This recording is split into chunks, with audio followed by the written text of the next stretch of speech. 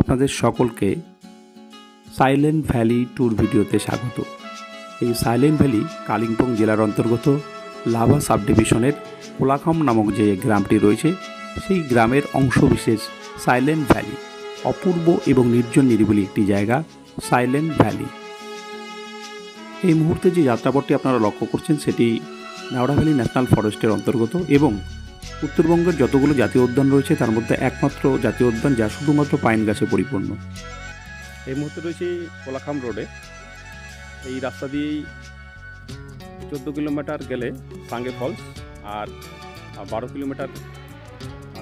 থেকে 12 কিলোমিটার গেলে আপনারা পাবেন হচ্ছে কোলাখাম।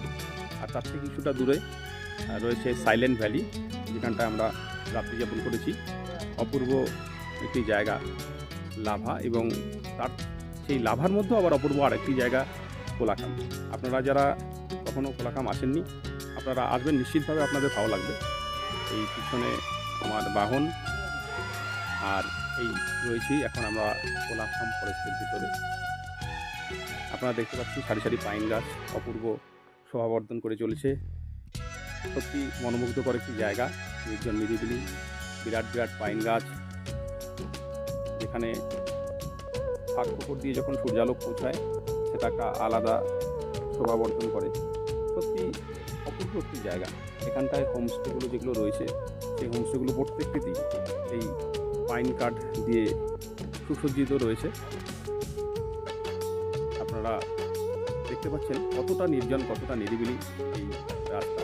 আপনারা যদি কোলাখামে আসেন, লাভা পৌঁছানোর জাস্ট একটু আগেই রাইট টার্ন নিয়ে আপনাদের ঢুকতে হবে। আর এটি ফরেস্ট চেকপোস্ট রয়েছে, সেখানটায় টাকা দিতে হবে এই পথে প্রবেশ করবার জন্য, গাড়ি পিছু 200 টাকা করে। সত্যি অপূর্ব একটি জায়গা কোলাখাম। আমরা এই মুহূর্তে কোলাখামের পথে। আমি একটু এদিকটাও দেখাচ্ছি। দেখুন কতটা ঘন এই পাইন গাছ। আর এই যে ফরেস্টটি, এই ফরেস্টের নাম হচ্ছে নেওড়া ফরেস্ট।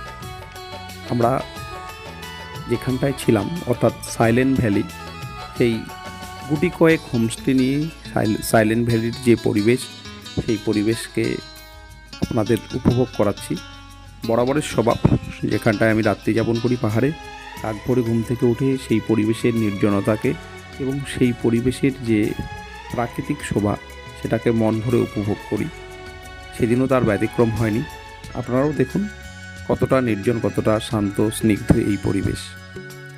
আপনারা যারা সাইলেন্ট ভ্যালিতে আসতে চান, আপনারা যদি দক্ষিণবঙ্গ থেকে আসেন, আপনাদের এনজেপিতে নামতে হবে অথবা মালবাজারে নামতে হবে, এবং সেখান থেকে আপনাদের শেয়ার ট্যাক্সি অথবা রিজার্ভ ট্যাক্সিতে করে আপনাকে পৌঁছতে হবে প্রথমে কালিম্পং অথবা লাভা, এবং তারপর সেখান থেকে আনুমানিক 14-15 কিলোমিটার দূরে আপনাকে অবশ্যই রিজার্ভ গাড়িতে বা রিজার্ভ কারে আপনাকে পৌঁছতে হবে কোলাখাম, এবং তার সামান্য দূরেই অবস্থিত সাইলেন্ট ভ্যালি। সাইলেন্ট ভ্যালিতে দেখবার মতো রয়েছে একটি সুন্দর ওয়াটারফলস, যার নাম সাঙ্গে ওয়াটারফলস। এটাকে যদি আপনারা দেখতে চান, তবে আপনারা যেখানে থাকবেন সেখান থেকে আবার কিছুটা দূর আপনাকে 4 হুইলারে করে যেতে হবে, এবং তারপর ট্রেক করে 500 মিটার আপনাকে নিচের দিকে নামতে হবে, এবং 500 মিটার ট্রেক করে উপরে উঠতে হবে। যাদের পায়ের বা হাঁটুর সমস্যা থাকবে তাদের দ্বারা এটা কখনোই সম্ভব নয়। আর অন্যান্যরা খুব ইজিলি সেটা করতে পারেন। আনুমানিক 45 মিনিট থেকে 1 ঘন্টা নামতে এবং উঠতে সময় লাগবে। দুর্গাপূজা থেকে শুরু করে জানুয়ারি মাস পর্যন্ত যারা এই সাইলেন্ট ভ্যালিতে আসতে চান, নিশ্চিতভাবে অগ্রিম বুকিং করে তবেই আসুন। কারণ কিছুক্ষণ আগেই আমি আপনাদের বলেছি গোটা কয়েক হোমস্টে মাত্র রয়েছে এখানটায়। সাইলেন্ট ভ্যালি যেহেতু একটি নির্জন নিরিবিলি গ্রাম এবং শহর থেকে অনেকটাই দূরে অবস্থিত, কাজেই এখানে আপনারা যদি থাকতে চান অবশ্যই per head per night lodging fooding হিসাবেই থাকবেন। 1000 থেকে 1200 টাকা করে ওনারা নিয়ে থাকেন। ভিডিও ভালো লাগলে অবশ্যই লাইক, কমেন্ট এবং শেয়ার করে আমাকে উৎসাহ প্রদান করবেন, এবং যদি ভিডিও ভালো না লাগে সেক্ষেত্রে অবশ্যই আমাকে পরামর্শ প্রদান করে সহযোগিতা করবেন পরবর্তীতে ভালো ভিডিও বানাতে। এবারে চলুন আমরা যে রুমে ছিলাম সেই রুমের দৃশ্য আপনাদেরকে দেখাচ্ছি, ভিতরের দৃশ্য। সাইলেন্ট ভ্যালিতে যে গুটি কয়েক হোমস্টে রয়েছে, প্রত্যেকটি হোমস্টেই যথেষ্ট সাজানো গোছানো, এবং প্রত্যেকটি হোমস্টের রুম এরকম পাইন কাঠ দিয়ে সুসজ্জিত রয়েছে। আপনার প্রয়োজনীয় সমস্ত জিনিসপত্রই রুমে মজুত রয়েছে। আপনারা যেহেতু সমস্ত হোমস্টে একই রকম মোটামুটি, তো কাজেই নির্দিষ্ট কোনো হোমস্টের প্রতি ঝুঁকবেন না। আপনারা যেখানে তুলনামূলকভাবে কম বা সস্তায় পাবেন সেখানেই আপনারা থাকতে পারেন, এবং প্রত্যেকটা রুমের একদিকে রাস্তা এবং অপর দিকে এরকম পাহাড় ভিউ। ভিডিওটি শেষ করবার আগে আবারও সকলের কাছে অনুরোধ, লাইক, কমেন্ট এবং শেয়ার করে উৎসাহ প্রদান করবেন। আমার ফেসবুক পেজটি ফলো করবেন, ইউটিউব চ্যানেলটি সাবস্ক্রাইব করবেন। সকলকে অসংখ্য ধন্যবাদ।